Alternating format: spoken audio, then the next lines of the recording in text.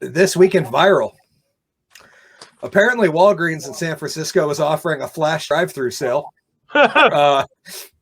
This is a story I love. You guys got to see the link, right? Oh, I watched the clip too. Oh my god. This right here is can I make it full screen? Oh yeah, I can. There's some great footage right here. This dude is just loading up a garbage bag at a Walgreens while a woman and a security guard film him. Oh, he tried. Yeah, he tried to grab it. Well, okay. He just So first of all, that security guard right there, that's a perfect case for raising the minimum wage, because you don't pay that guy enough to get he's like, there's no way this guy can fill an entire garbage bag worth of But that dude's looking at that and he's like, dude, I'm not putting myself in harm's way for $9.75 an hour. Like, so when everything was really like bad in with COVID and everything in New York, I went to a place to buy like a CVS to buy laundry detergent. They have it bolted to the shelf. Everything was bolted to the shelf. Even like items that were like $9 were bolted. And I asked a woman, I'm like, can you unbolt this so I can get some like laundry detergent? And as she's doing, I'm like, really? This is what it's come to? And my neighborhood's a pretty nice neighborhood in Brooklyn. And I'm like, this is what it's come to? It's like this is underneath like a beautiful high-rise like skyscraper. And she's like, we can't keep shit on the shelves. She's like, people are just coming in here. The fucking drive-through Dwayne Reed and Walgreens, that's been happening for a long time. What did this guy steal exactly? At first, the caption for this whole thing should be like, for the first time in years, Americans robbed the pharmaceutical industry back.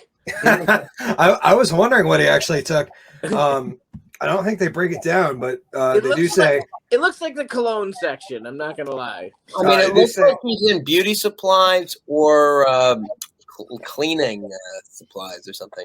Yeah. They say a brazen shoplifter was caught on video stuffing items into a garbage bag at a San Francisco Walgreens and then pedaling off on his bike in front of a security guard who simply just recorded the theft on his phone. The shocking footage posted on Twitter by KGO TV reporter Lynette. I don't know. Some reporter shows the unidentified thief filling up stolen goods as two people. One apparently a security guard standing in the aisle with their phones up. The crook then hops onto his bike and pedals past the bearer, with the guard making a failed attempt to grab the bag before the man bikes to the automatic door and takes off. I'm going to call that a superficial attempt to grab the bag. Yeah, I love the fact that tried. This guy thought like he was filming and he didn't realize anyone was behind him filming. So like he comes in and he's just like, woo! Gotta tell you, that was rough. Son of a bitch got away just by the skin of his teeth. I gotta be honest. Did everything I could. It's like you were standing there Instagramming, trying to catch the perfect boomerang. Like, what the hell? This just happened at Walgreens on Go and Fell Streets in San Francisco. # no consequences. Melendez wrote in her post, which also tagged San Francisco DA. They're just making up names at this point. Chisa Budin.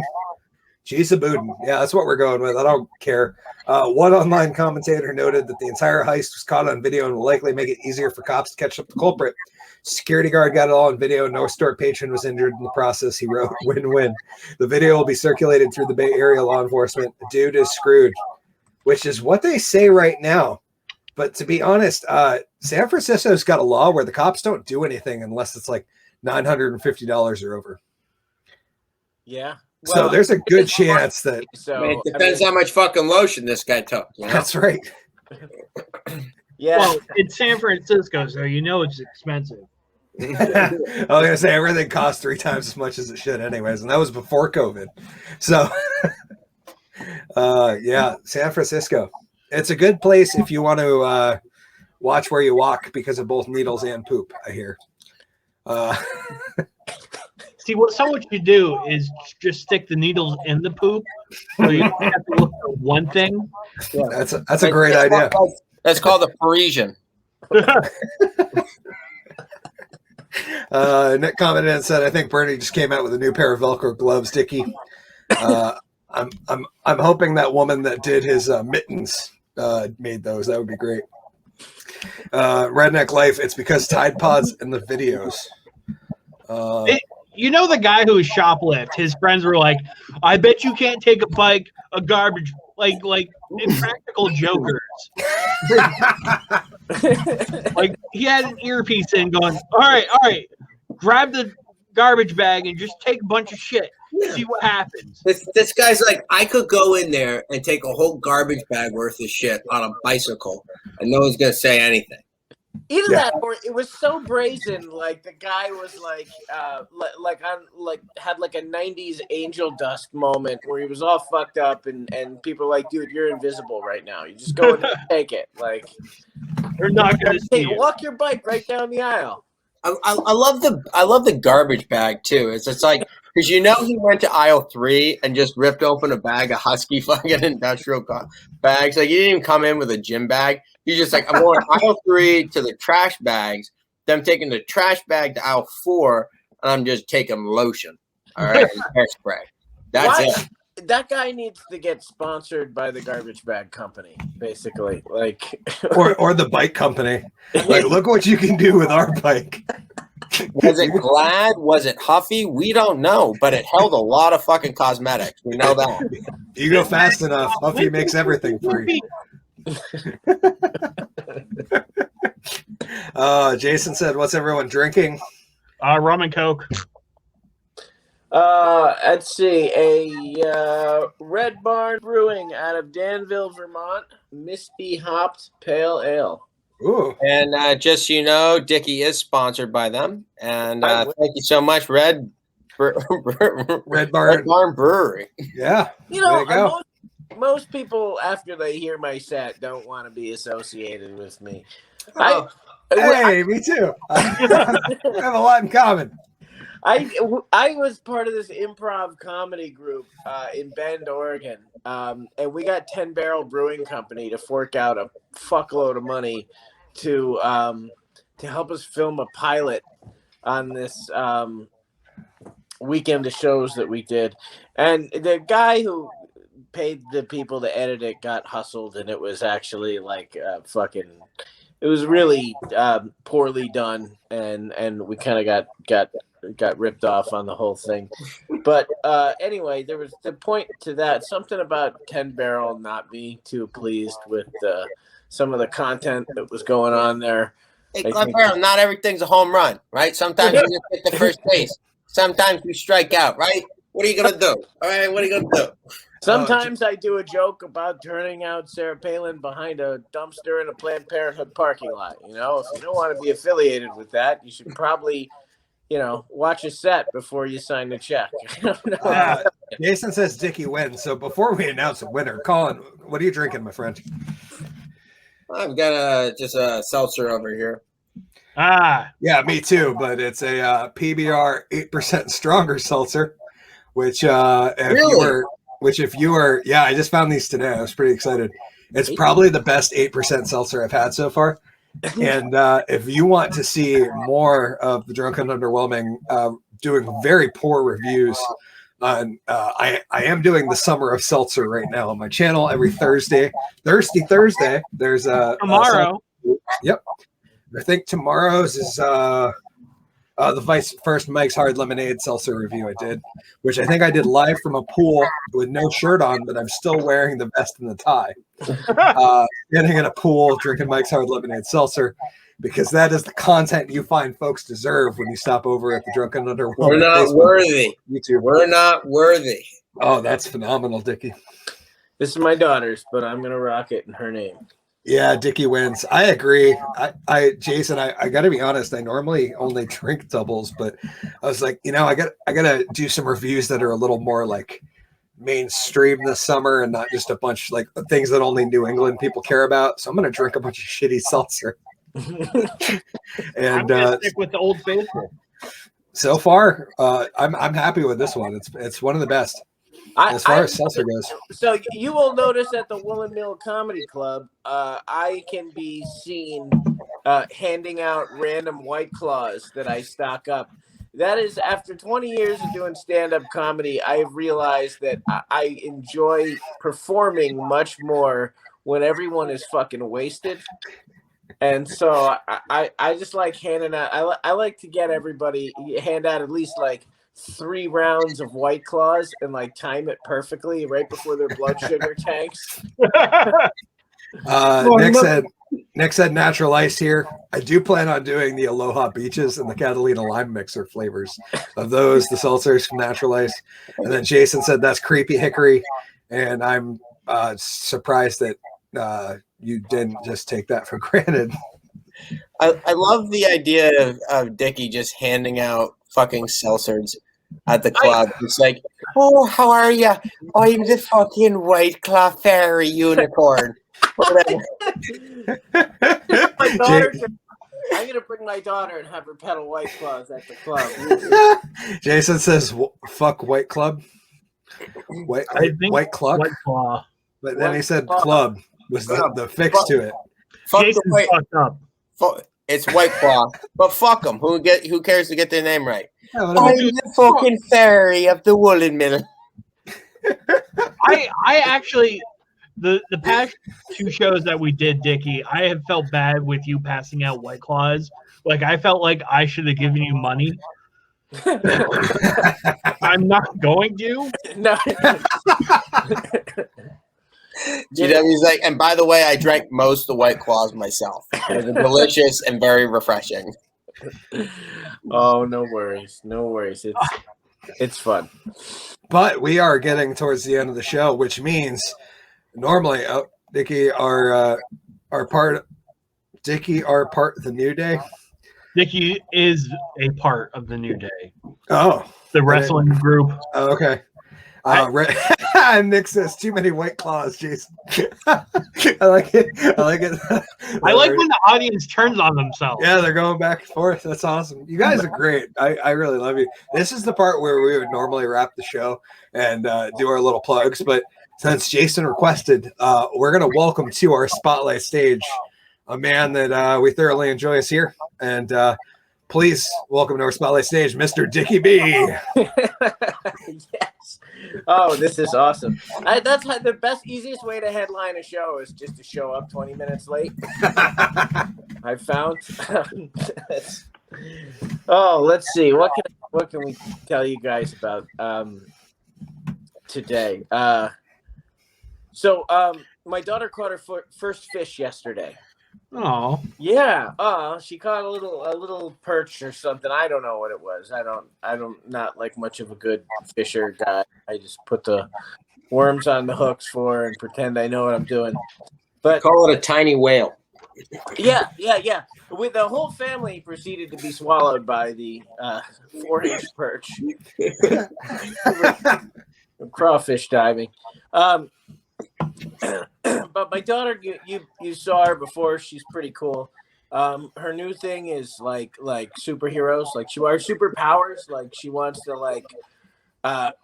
we play these games where she pretends that she has superpowers, and whenever I've sort of circumvented whatever obstacle she puts before me, she invents a new one.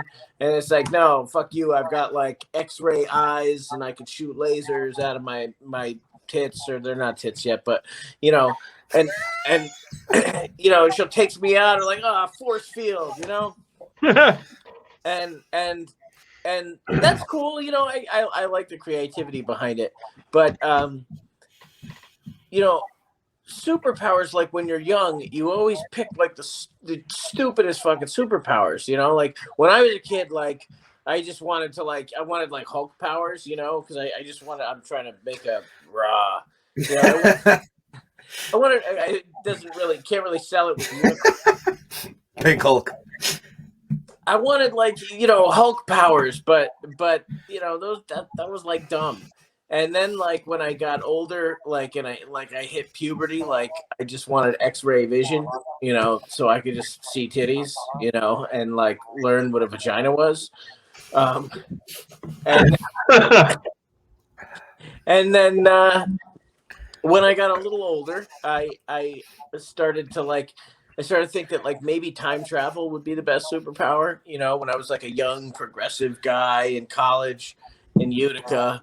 You know, I mean, don't get me wrong. This was like late '90s, early 2000s progressive. So on the one hand, while I still committed to social justice, I still felt nothing wrong with throwing dollars at financially destitute women at a club in Utica, New York. They could afford their whatever treatment to make the warts go away, and that was fine. They were different times, is what I'm saying. I'm the modern day equivalent of our racist grandfather at Christmas. You know, just a dash of '90s misogyny, I guess. I don't mean it, but so that was my. And then as I got matured, I read the ultimate superpower, like the absolute perfect superpower. Right? You can't. This is it. Right? I've been stuck with this one for the last 20 years. The ability to freeze time. Just pause everything. Everyone is frozen. Nobody knows what's going on, and I could just prance around the world like I'm in a fucking painting.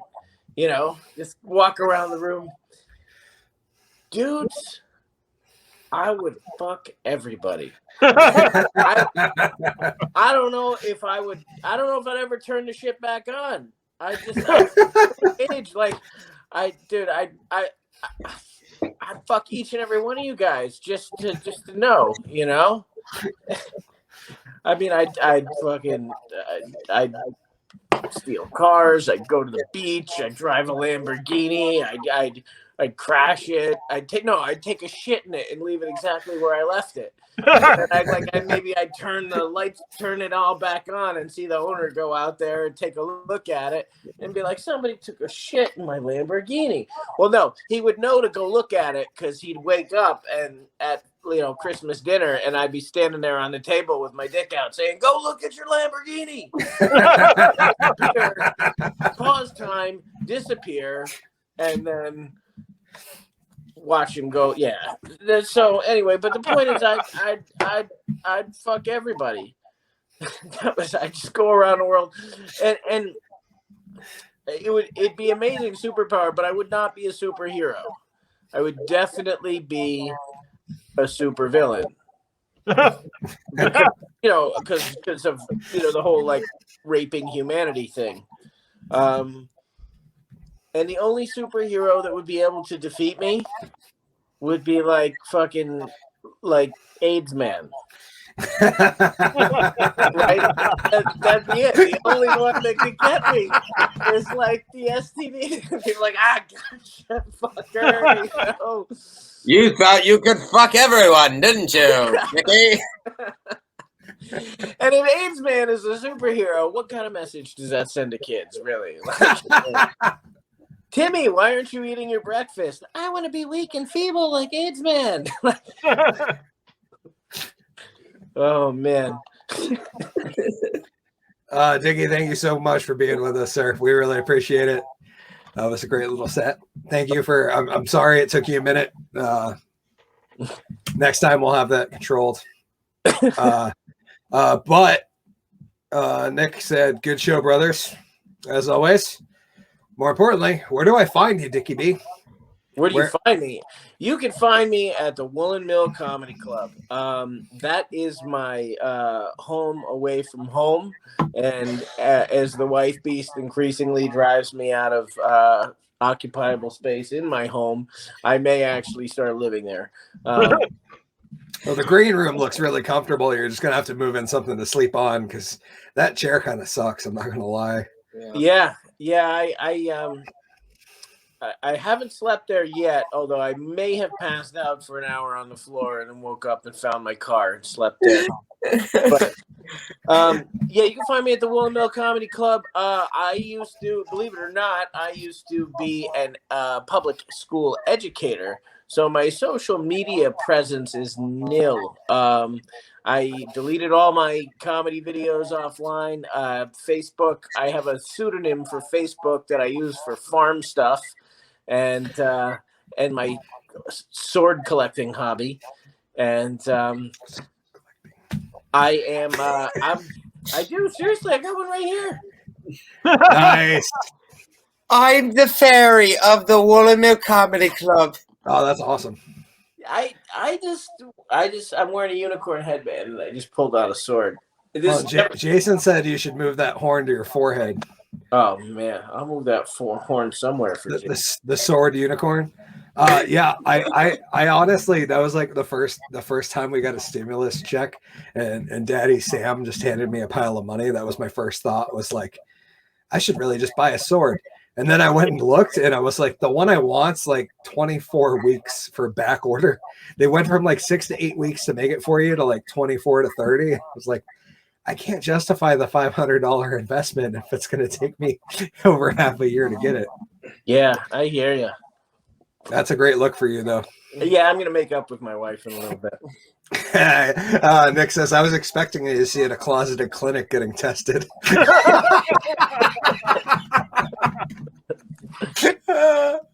Oh, man. Our crowd. I love you guys. Thank you, Nick, and thank you, Nick and Jason and Logie and everybody who commented, the beautiful assistant. So, yeah, you can't really find Dicky B anywhere but the Woolen Mill Comedy Club. That is it.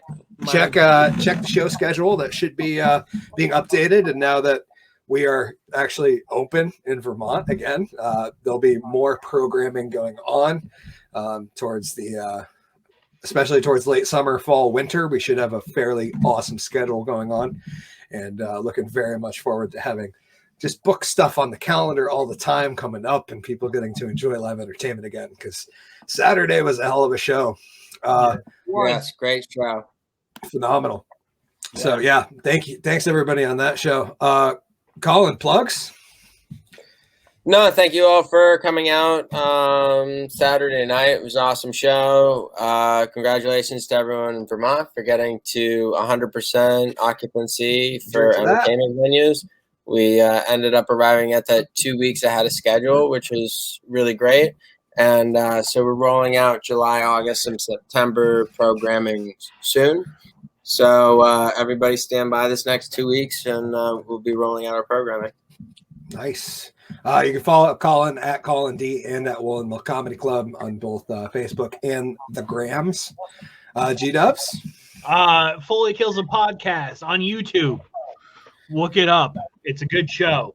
Other than that, follow me on Twitter, Instagram at Foley Kills, or find me on Facebook and become my friend. Yeah. Let's see. Nick said, love you guys. Thank you, Nick. We love you too, brother. It's always good to see you. He also said, so that's on the second floor. Is that less than third floor Ian? I'm not familiar with third floor Ian. Is that a thing? Third floor, is that a person? I don't know. But yes, it is on the second floor. I don't know no third floor Ian. That's a criminal. The Woolen Mill Comedy Club is the only comedy club in a maze above a pizza place. That's accessible by snowmobile. Yes, the only one reachable by snowmobile. Kayak.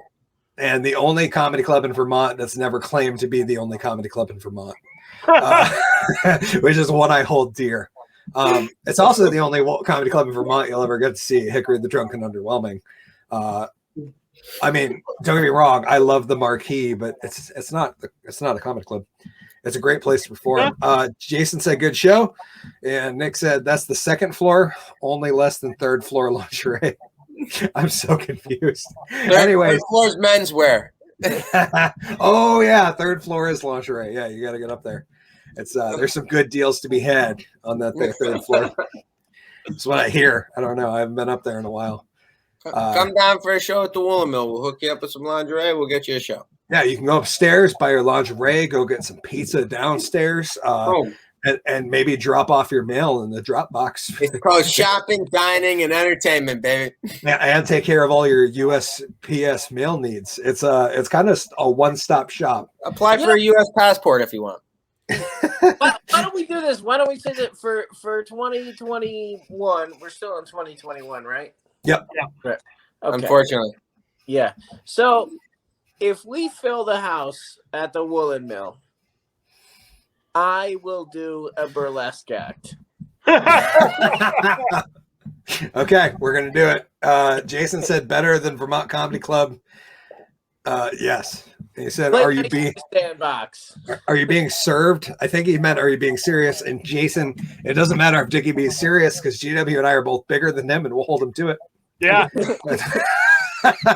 Anyways, that's all we got for this episode. Thank you guys for joining us for episode 7 of the Drunken Under Quarantine Show season 2. Next week we'll be back with episode 8. We got Katniss Everqueer on, and that's going to be fun. She's delicious. She's so great, man. I'm so excited to see what she does on the show, and just hoping we don't get pulled for it. But either way, it's gonna be fucking awesome. And she's a little ball of fire that is adorable, funny, sexy, and just smart as hell. So I'm very, very excited to have you on, Katniss. It's going to be a really interesting episode next week. That's all I got. Please follow GW Foley at Foley Kills. Please follow Dicky B. Just come see him at the comedy club. Give him a little pat on the ass and, hand him some couple dollars for some White Claw that he's probably going to end up repaying you in White Claw. And of course, follow Collen D at Collen D and Woolen Comedy Club. I am, of course, Hickory, the Drunken Underwhelming. This has been the Drunken Under Quarantine Show, season 2, episode 7, brought to you by the Woolen Comedy Club. And just imploring you all. I was about to say safe, and stay safe, and he pulled out a fucking sword. Reminding you all to stay safe, stay drunk, stay underwhelming. Most importantly, in these trying times, stay fucking sane. And credits. And so I didn't get a chance to take my pants off.